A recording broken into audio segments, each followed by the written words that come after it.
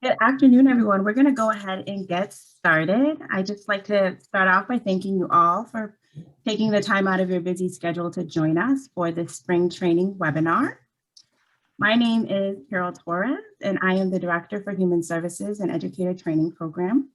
I started with the organization back in October, and prior to coming on board to work for the Training Fund, I worked for 17 years in the area of human services, nonprofit, and higher education. I'm super excited to be a part of this project, and I do have a passion for developing trainings and professional development for what I believe to be some of the most valuable work in the Commonwealth. Great. So before we get started, I just want to let everyone know that we do have open the Q&A session. So if you have any issues, any technical difficulties, we have someone monitoring that. Please go ahead and drop a question there. And later on in the workshop, we will have a formal Q&A section where you're able to pose questions to our various guest speakers and ask about any of our training programs. So before we get started, I just want to provide a little bit of an overview of our workshop today. To start off, we're going to hear from Peter McKinnon and Matthew Hale, and they're going to talk to us about the agreement that landed with the Training Fund. Then we'll hear from Cliff Cohen, who's going to talk to us about the mission and governance of the Training Fund. Cliff will bounce it back to me, and I will talk a little bit about our scope of work, which is our scholarship program and our professional training program. Then we'll wrap it up with me showing you how to register for training on our website. We'll open it up for questions and answers, and then we'll end it with a quick exit evaluation, which will be a great opportunity for you to share your feedback on today's presentation and help inform us for future training opportunities and informational sessions. Okay, let's hear from Peter and Mike.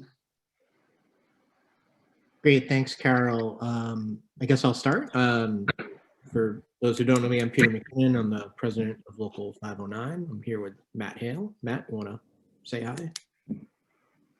Good afternoon, everybody. Matthew Hale. I'm the Deputy Director at the Commonwealth's Office of Employee Relations.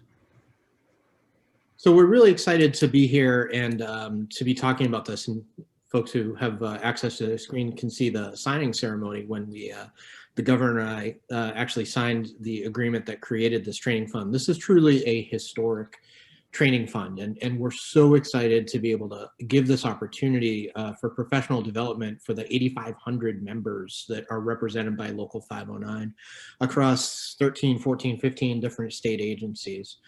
For those who don't know, I come from the Department of Children and Families chapter. That's where I've worked for 23 years as a social worker.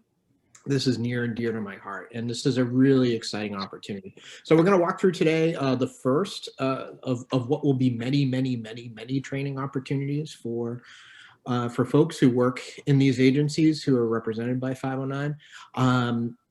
A lot of work went into this. Matt and I and others, spent a good 2 years really constructing this, and this is truly an exciting opportunity and a joint opportunity where the union and the Commonwealth together are saying we value professional development of state employees. The work that state employees do is so unique. It is not done anywhere else. And this is a signal and a recognition that this work is important and that there's going to be an investment into the professional development of our staff. So I'm excited to be able to offer this to our members, and I'll turn it to Matt and to say a few words. And yeah, thank you, Peter. I echo everything that you said. This is a project about which the Commonwealth as an employer is very excited. Really looking forward to a lot of creative curriculum development and implementation and delivery on behalf of for your members and the Commonwealth's employees. Peter was correct that this is a project that we had talked about for a long time. It took a lot of work for Peter and I and Cliff and others, the other trustees whom you'll meet in just a little bit, for this to kind of all coalesce and come together. And we're really happy about today's event and about launching the spring curriculum later on next month. So it's great to be. It's actually an honor to be here today with everybody. So. Excellent. Thank you so much, Peter and Maria. Cliff? Hello, everyone. I'm Cliff Cohen, the Chief of Staff at Local 509, and I come out of the Department of Mental Health many years ago.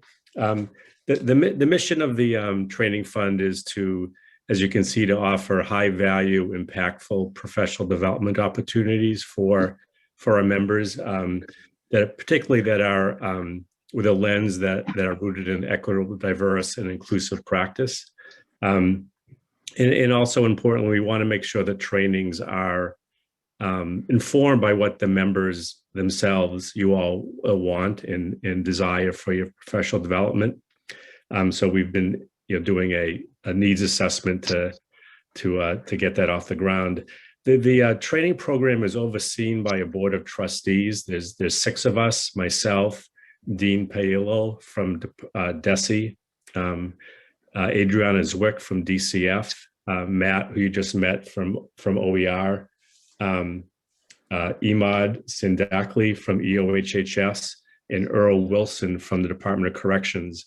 And this is the 6 trustees sort of make the decisions, and after we hear back from the members about what you all want for trainings, then we work with Carol to approve the trainings. And we're very excited to be here and to get this off the ground. It's as Matt and Peter said, it was a long time in coming, and now we're seeing the fruits of the work. So congratulations.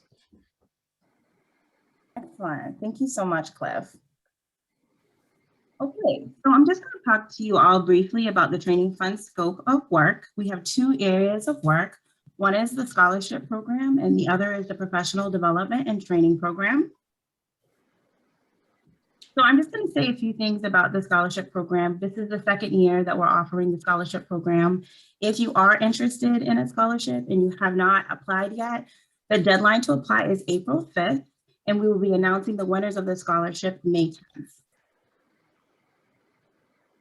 Okay, let's talk about our professional development and training programs. As Cliff mentioned, in January, we launched a needs assessment. We had about 780 members participate in that needs assessment.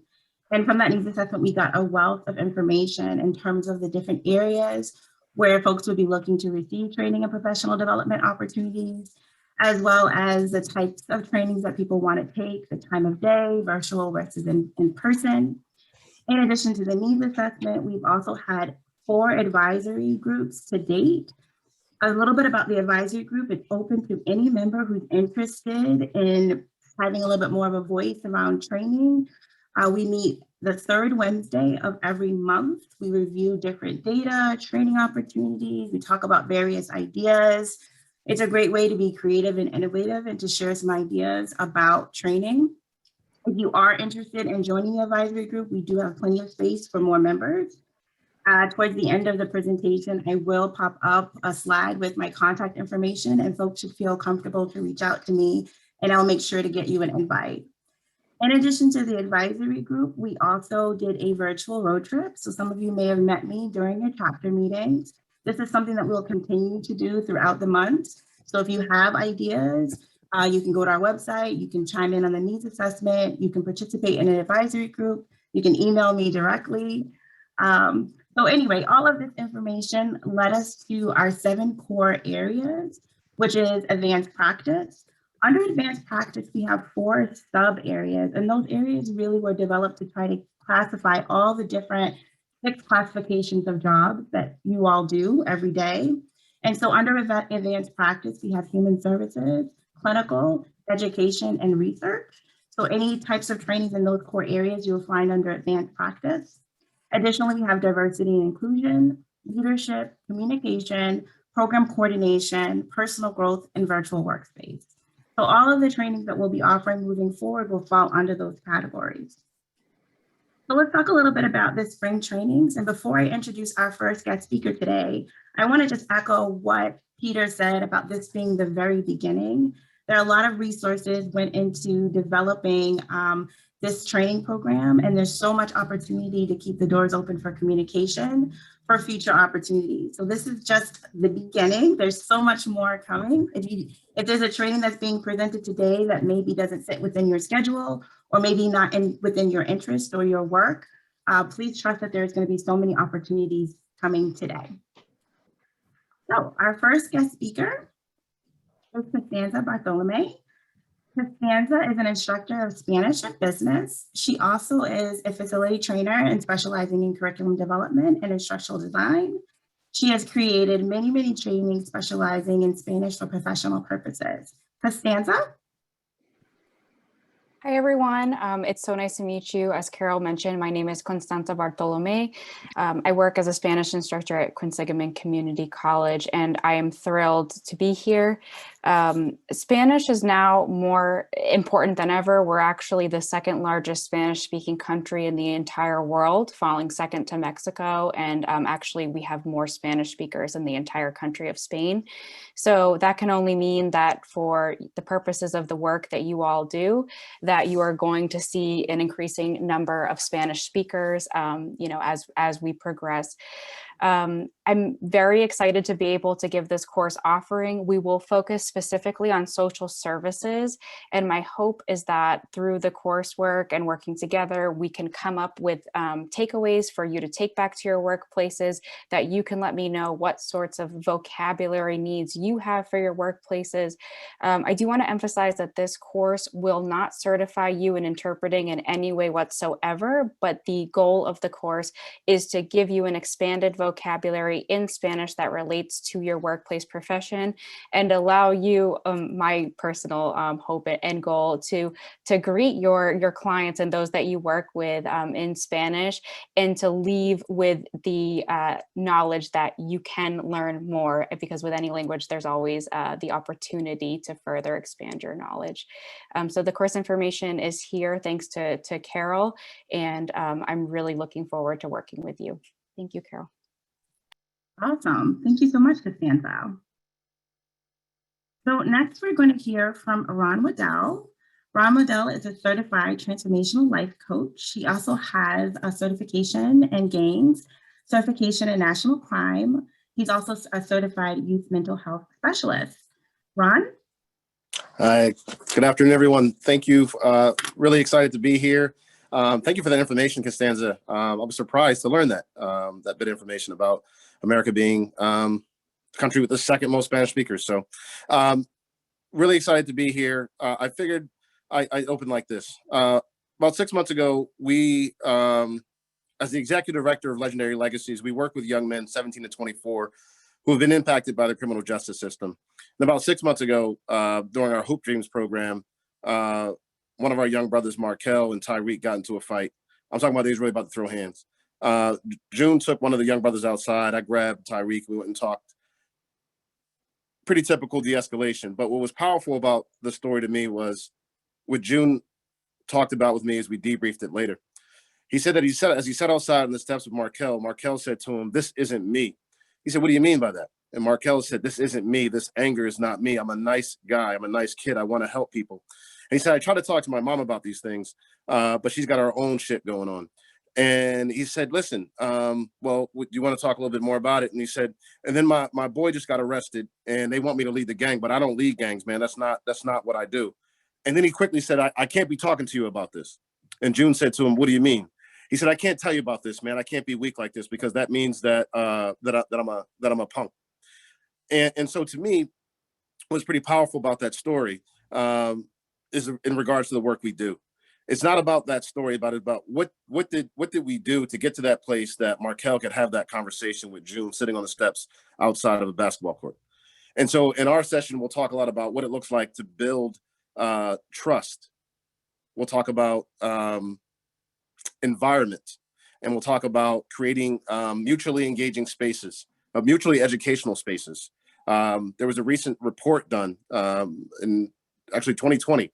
It was called "Gotta Make Your Own Heaven," in which researchers looked at young people that were at risk of gun violence. 330 people were part of the study.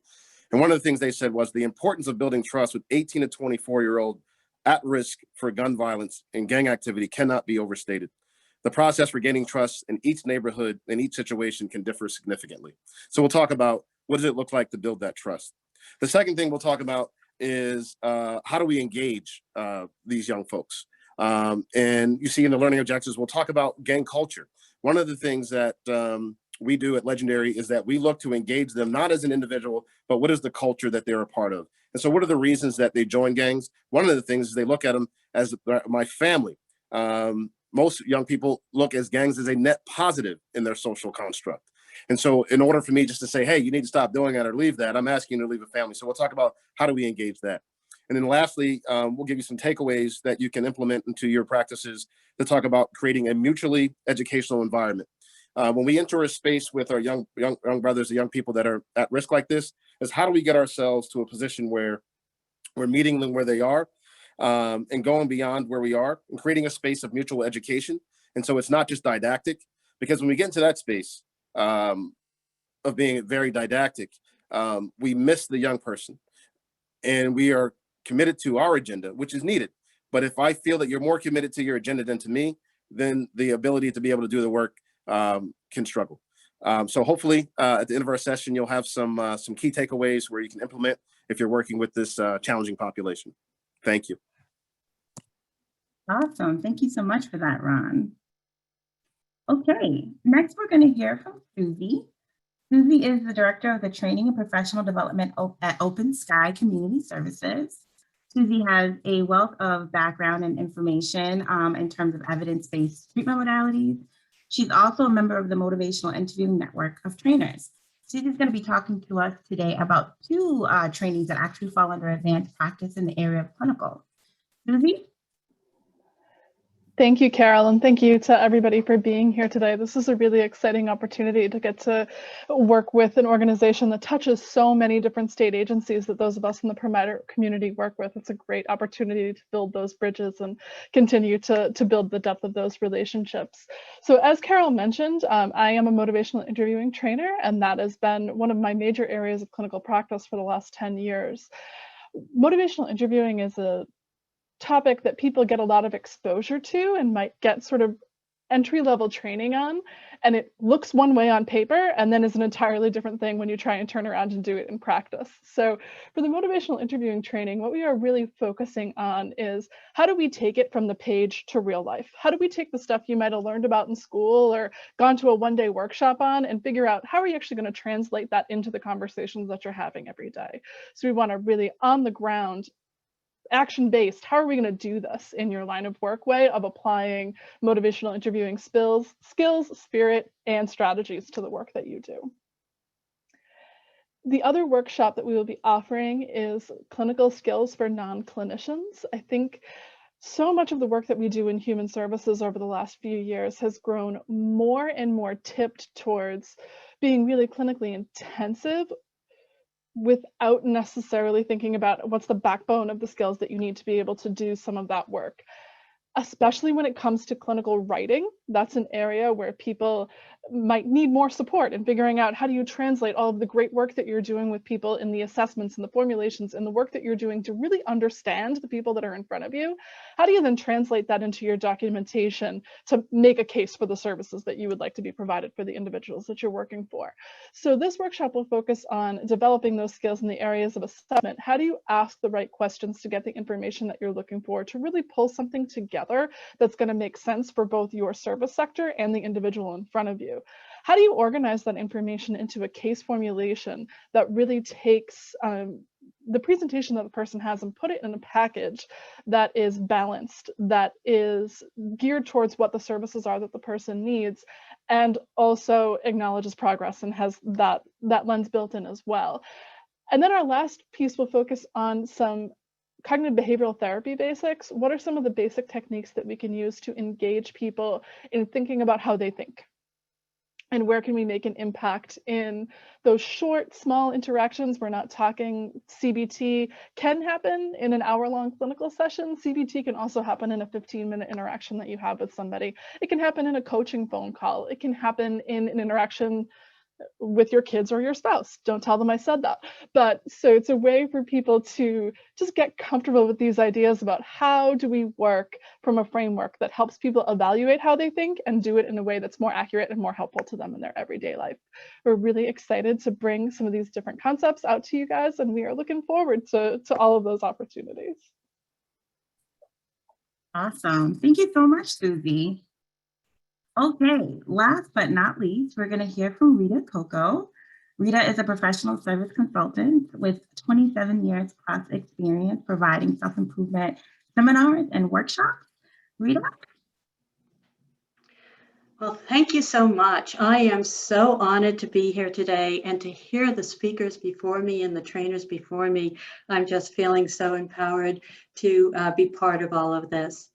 So my work is with QCC, Quinsigamond College, and I have in the last couple of years been working on the Massachusetts Training Fund development, which is for employees and employers to take advantage of the funds that are available to them. And in this time with them, we've been doing all sorts of personal development training. And one of the personal development training that is so wonderful to have and to give to you is the creative problem solving and also the decision making. And it's two pieces wrapped into one course. And it, as you see the times here. And when you look at something like problem solving and decision making, and you see the times of 4 hours each, you wonder, my, what is that going to cover?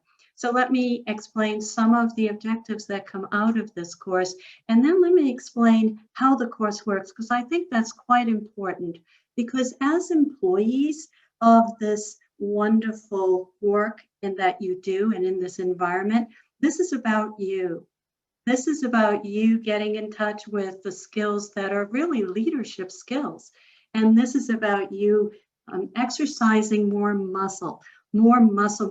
problem creating muscle, and more decision making muscle. And how do you do that? So some of the things that we'll cover, you may have even heard before, but they are going to be things you practice right in the course. There'll be an opportunity for you to actually learn about a problem-solving model. You'll work with different types of cases and apply that model to those cases. You'll identify when you have appropriate solutions and when the solutions are really not quite fitting. You'll be creatively thinking and problem solving. And creative problem solving comes with things like, brainstorming, brainwriting, creative solutions. You've heard these before, and you might have even heard that old term, mind mapping. But there'll be those kinds of exercises that you can roll up your sleeve and start to say, let me go in and let me look at this and work very hard at applying this. The other things will go into decision making. And in decision making, it's more of, now that we have the solutions, which one's best? How do I know which one is best? How I know that I'm solving a problem and not a symptom? And these are all wonderful things for you to be able to not only avoid mistakes, but look at the shifts that are made and what is it that you can rework and reinvent and go and solve again in a different way, in a different perspective. And some of the most important things when you're in a personal effectiveness training and a personal growth training is, how can I actually grow in 8 hours? Well, this workshop is a workshop. I am adamant to put in a workshop where it's very participatory, very participant-centered. And what that means is you're not going to see me talking this much as you are going to be actively involved. You're actively involved in breakout rooms, because we might be doing this in Zoom or we might be doing it in a classroom. That's a future that I hope we can do it. Either way, it's not going to matter. We've made sure that the Zoom room is a place where you can actively learn and hear from your colleagues, because you're not learning just from me. You're not learning from the experts that put these courses together. You're learning from each other, and you're learning to leverage what you hear from each other and then create a safe environment. And you'll have student manuals where it's a very robust material that you can take back, and you will have action plans and exercises that you can do between the two time frames. And one of the things you need to know is that it'll be a safe environment. that you can be as transparent as you want, because it's about your growth and what is it, your experiences are you bringing, and what is the experiences that you are learning. So all of this is wrapped up in problem solving and decision making, and I can't wait to see some of you there in just a short time. 2 months, 3 months is not too far away. Thank you so much, Carol. Awesome. Thank you so much for that, Rita. You're welcome. Okay. So really quickly, I just want to show folks our new registration page. This is going to be where you go to see our upcoming trainings as well as to register. So I'll show you this really quick and then we'll jump into some Q&A.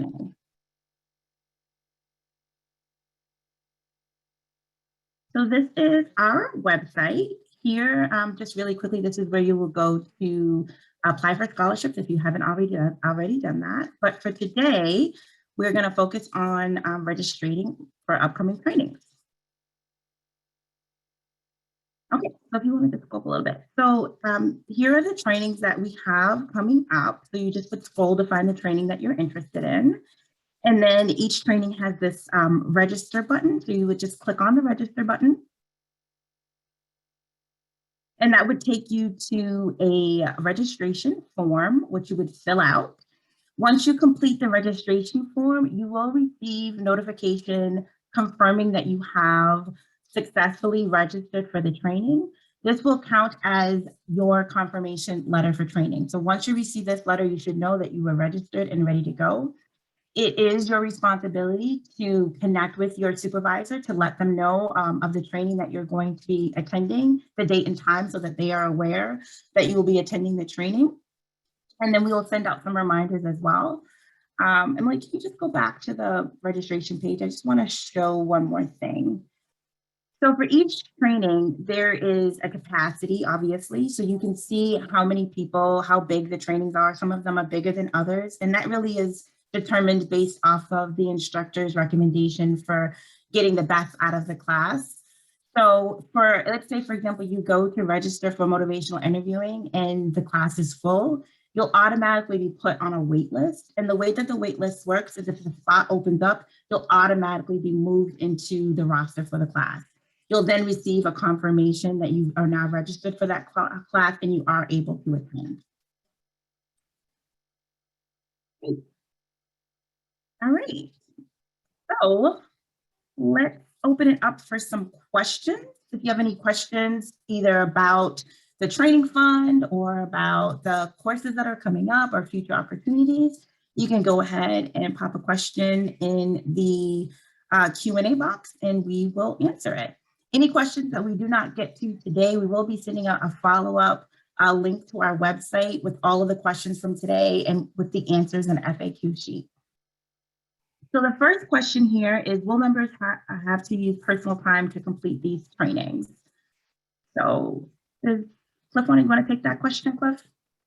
Yeah, the good news is no, it's on work time. So you'll as Carol said, you'll need to let your supervisor know, and then Matt and his team will be letting them, the managers know about who signed up for training. Right. And there should be, there'll be bumps along the road, but the intention is that everyone who signs up will be able to attend on work time. Excellent.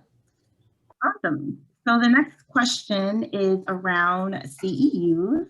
There's a couple of questions that actually came in, and I'm going to actually let Susie talk about her organization's ability to provide CEUs and the different areas that you guys have specialty in. Thanks, Carol. So as a part of the Bridge Training Institute, which is one of the programs that we have at Open Sky Community Services, we do provide a number of CEU granting trainings. So we have the capability to apply for CEUs for at least the motivational interviewing and clinical skills trainings. Those will be provided for those two. Make sure you specify your license on the sign-up sheet. I think Carol had that as one of the options to have. So we'll know who to apply for those CEUs for. We have the ability to do it for social workers, for licensed mental health counselors, substance use counselors, and licensed marriage and family therapists. The CEUs may come through as pending. So you might get a certificate that says the CEU is pending, and then you'll be provided with the number after the fact. That all depends on how quickly NASW and the Mass Association of Mental Health Counselors get back to us. But rest assured that there will be CEUs provided for those trainings, and that you'll receive the information that you need for your relicensure via that. Awesome. Thank you so much for that, Susie. You know, some of my questions went away here. Let me try to find them. So that's the CEU question. There are a couple more questions came through just around permission. And so Cliff, you know, we can reiterate this, but, you know, do workers need to seek out permission prior to signing up for training? Probably makes sense. Yeah, I would say this. I mean, this is a joint offering of that. Certainly, if you have obligations, depending on your job, if you have to be in court, for example, right? You know, that's part of some of our members' job. You're going to need to check with your supervisor about this, but nobody should be unduly denied ability to go to these trainings. Right. I'd reiterate that, Peter. I think for those of you that are familiar with it, we had and continue to have a whole suite of courses that we offer through a separate labor management vehicle, the Training Career Ladder Program. And I would say that, you know, registration and talking to your supervisor, you know, beforehand and all of that should be exactly the same as we've been doing for a decade under that program. And you know, insofar as I know, I can't recall even a single problem that's arisen out of that context with regard to people taking courses. So, you know, Peter makes a good point. If you have obligations, that's a different thing. But the idea is just talk to your supervisor ahead of time, make sure that he or she knows. Cliff mentioned we're going to, at least at the outset of this, we're going to sort of collate all the registrations for any given course and reiterate out of my office that, you know, these folks are taking these courses on these days. Awesome. Thank you. So the next question, I want to read it loud and clear and answer it with pride is, so someone wants to know what the cost is for trainings. And the answer to that is that there is absolutely no cost to you as workers for training. This is just, it's free to you. So you can get involved, you can let us know what kind of training you're looking for, what's going to help you to feel more confident with your work and take your work to the next level. And you're not going to have to pay any out-of-pocket cost. It's such a great benefit. I want to stress that I am so proud that this is happening, and that you know, and a credit to the Commonwealth for, you know, putting the money up and funding this. And this is a joint effort of the union and the state to invest in the professional development of its staff. So you don't have to pay anything for this. I mean, this is Right. unique. I've been a state worker a long time. I've never seen anything like this. This is truly historic, and it's really, really cool. So people should sign up, and please, please, please spread the word. Absolutely. So there is another question that came in specifically around CEUs for social workers. So specifically, so just two things that I want to highlight. So for any training that you're interested in taking, right on the website, it will indicate whether or not the course offers CEUs or not. And when you go to fill out the workshop registration form, it's going to specifically ask you, are you looking for CEUs and what your certification and licensure background is? Now, this is going to serve two purposes. So if it's a training that we actually offer CEUs for, then that work will be done in the background to get that set up for you. If it's a training that maybe we're not offering CEUs at this time, it's going to let us know who is registering for trainings and what courses they're looking for CEUs for and the types of CEUs that they're looking for. So we'll get some data as well for that. So even if the course isn't offering a CEU, please complete that information so we can start to build our database around what are the CEU needs. So there's another question about where to go to sign up for training. Emily, are you able to just pull up the training, like go back a slide and just pull it up really quickly and we can show folks?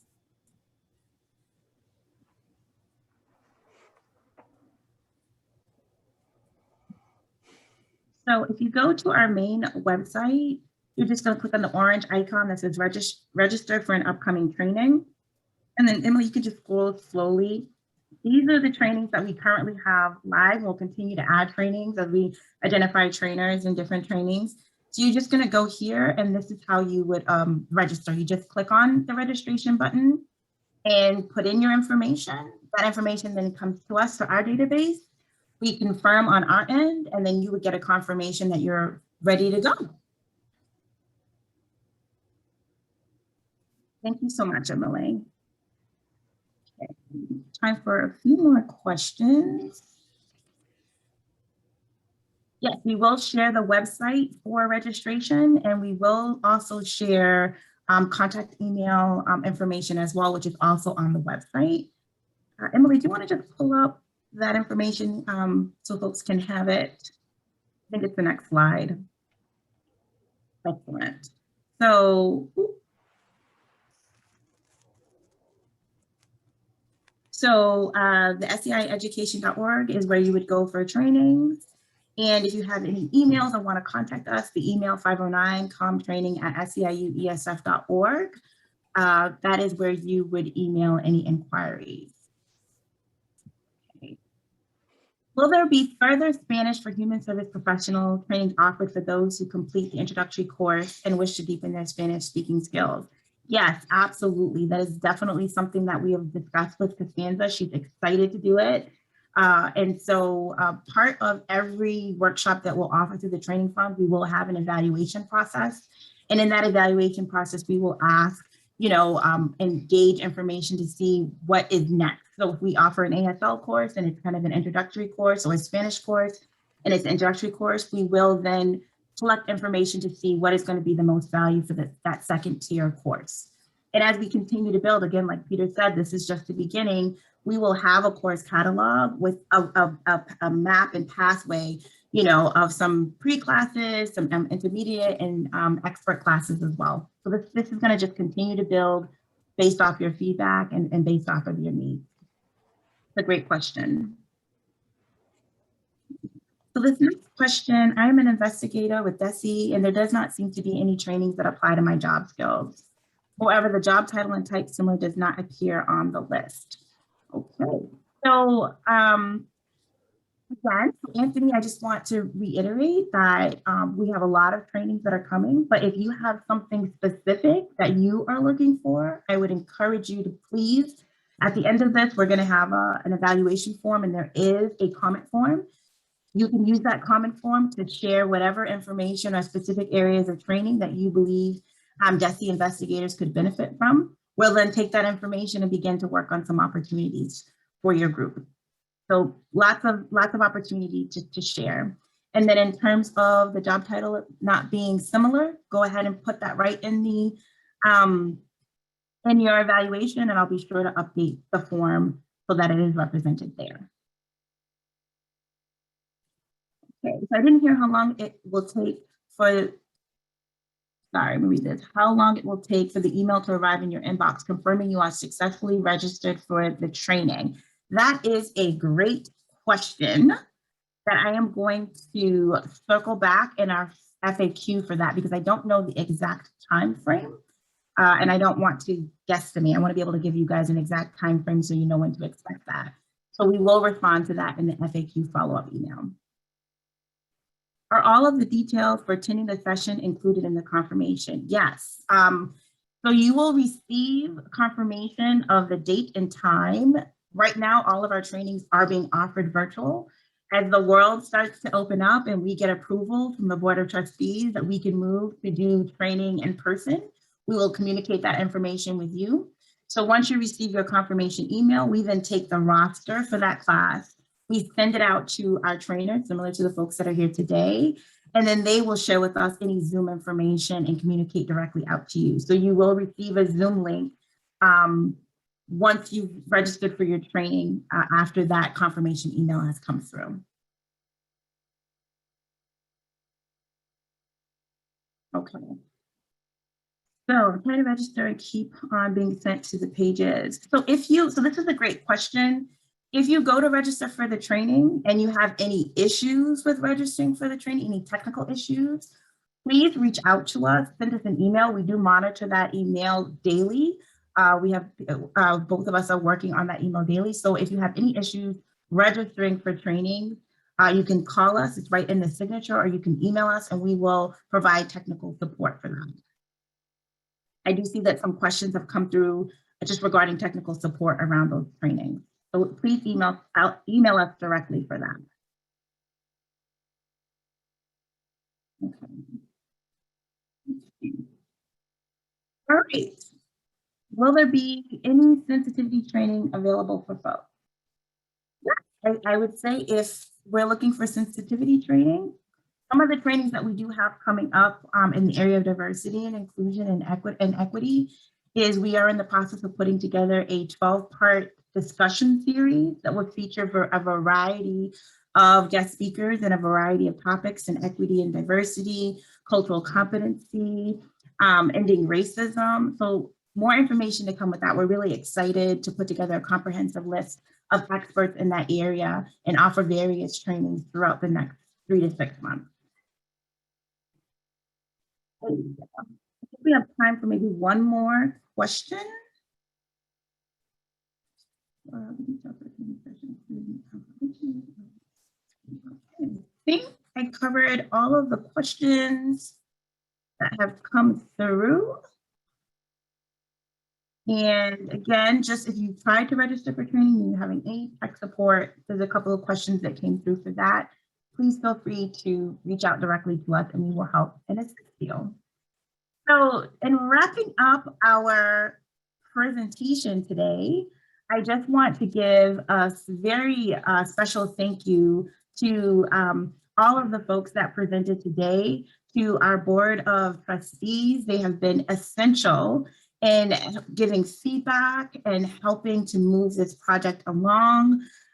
Very appreciative of that. I also want to shout out Kirsten Hollibird, who works as the ED at ESF. She has also been a huge consultant and help to this project. When we end the webinar, you will get an evaluation that will come up in your browser. If you could just take, it won't take you longer than 3 minutes. You could just take 3 minutes and please fill out that evaluation. That's really going to help us to improve these informational webinars as we move forward. Before we wrap up, just anything from our panelists, Cliff, Peter, Matt? Well, I just want to say these trainings that are being presented are sort of the tip of the iceberg. This is just a small sample that we're getting off the ground, and all your ideas about future trainings, send them to Carol, and they'll be part of the. We'll try to make them part of the fall semester. Absolutely. All right, awesome. Thank you so much, everyone. Enjoy this beautiful, I think it's going to be a spring day at some point. Thanks, Carol. Thank you, Carol. Thank you all. That was great. Thank you. Bye.